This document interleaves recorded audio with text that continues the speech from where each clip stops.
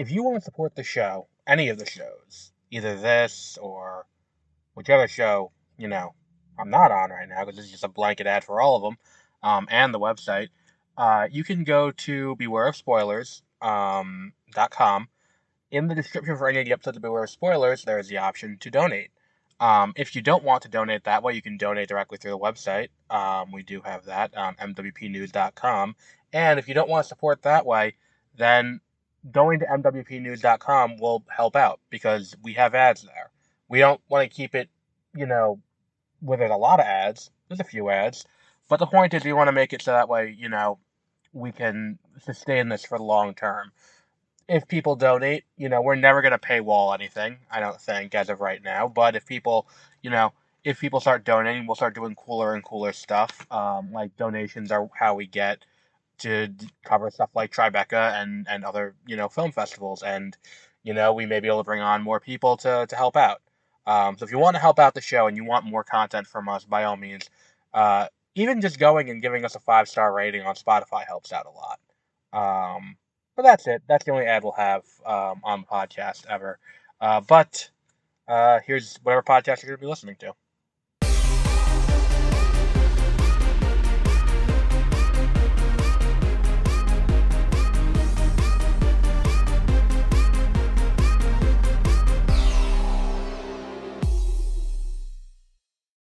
Good morning, and welcome to 30-Minute Reviews. I am Adam. This is going to be a really quick one, because I really did not, especially on Rewatch, I think this is my favorite of the sitcom homages, because I think that she does really, she does a great job of nailing, what's the actress's name, who plays, the mom on Modern Family? Not Julie Delpy. Claire's the character's name. Claire Dunphy is the character's name, but I can't remember the actress's name. But she just nails the mannerisms of her, and I feel like that's a huge part of this episode that's handled very well. Everything with Vision is entirely forgettable, which is a problem considering he's the main driving force of solving the mystery, and now he's taking a back seat as we just kind of let things unfold. The key thing to remember here is Wanda's losing control, and Wanda losing control is starting to take the form of the illusion that she has set up starting to break down around her. She's starting to see the hex break up. She's starting to, not that the hex is breaking up, but the physical appearance of things are getting mixed up based on the era it's from. Because it's more important to keep up the illusion that that everything is, fine. So she's trying her best, but it's falling apart, and that's because of depression and all of that. I think that this is kind of the weakest episode because, again, nothing really happens. This is the episode, though. Does Monica get her powers here, or does Monica get her powers in the next episode? I think it's here because I think it's after she can't get through with the thing, she's just like, okay, I'll walk through. Which is great because you get that montage. I think that's this episode. Otherwise, I'm in the wrong place. And either way, we have more to talk about next week. But I think she, that moment, again, is another great moment in this show. Her forcing her way through the wall and hearing all of the stuff about her and her life, and then even hearing the clips from Captain Marvel. And I think, yes, it is a little skewed because you don't hear a lot of things that happen between Captain Marvel in 1995 and the modern day. Yes, that is a little bit weird, but it is what it is. And I think that it does get a great moment when she gets through and then she has the powers and she is Photon. It's fantastic.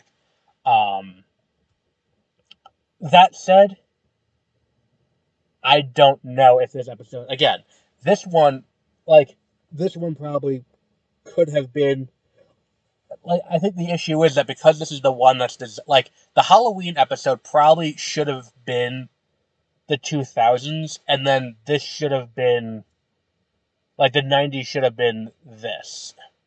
But you can't do that because you do need the moments of doubt inflicted by the Pietro, who's not really Pietro, to get to this moment. It's a very weird situation, and I think that that's kind of, again, to the detriment of the show. And it's because it reminds me of, and I just talked about this movie recently when I did the review of Trap, it reminds me a lot of A Knock at the Cabin, where the big weakness of A Knock at the Cabin, the M. Night Shyamalan movie last year, is that he knows who he is, and he knows what his reputation is. Shyamalan knows you're looking for a twist, and he knows you're looking to try and outsmart him, and he's not going to let you. So the movie plays both sides against the middle, and neither outcome is satisfying. Whether or not they're telling the truth about the end of the world, or they're not telling the truth about the end of the world. Either way, neither solution is satisfying. So you end up with the situation where it's like, oh, well, okay, they were telling the truth, alright. Like, because they don't commit one way or the other. And that's kind of the same thing here, whereas up until this point, they're just introducing characters and introducing things and being like, could this be it? Could this be it? Could this be the bad guy? Could this be it? Oh, look, here's a rabbit. Could the rabbit be Mephisto? Oh, look, here's a goose. Could this, or a stork. Could the stork be Mephisto? Like, it's all weird things like that, and it's like, why? Like, none of it was needed. And again, a lot of this should have just been coping by the audience being like, well, we don't want to acknowledge that Wanda's the one doing this, but as this show progresses, it becomes more and more obvious this is entirely Wanda, and we get into that in the next episode when we talk about what happened there. But again, this is definitely the weakest of the sitcom episodes. I would say it's probably the weakest episode of the show, period, even though I do really like the aesthetic, and it does create some fantastic reaction images, and it does have some of my favorite Vision moments. Like, Vision sitting there, the I am not amused is hilarious, and then it's like, he's sitting there for the interview, and he's like, wait, why am I doing this? And he just gets up and leaves. Like, the whole thing is just, because now that it's breaking down on that level, you can get those moments, and that's working very well for what this show is. And then next episode, I have some theories that have yet to come out about the next episode, but we'll talk about that next week. So until our next episode, have a great rest of your week.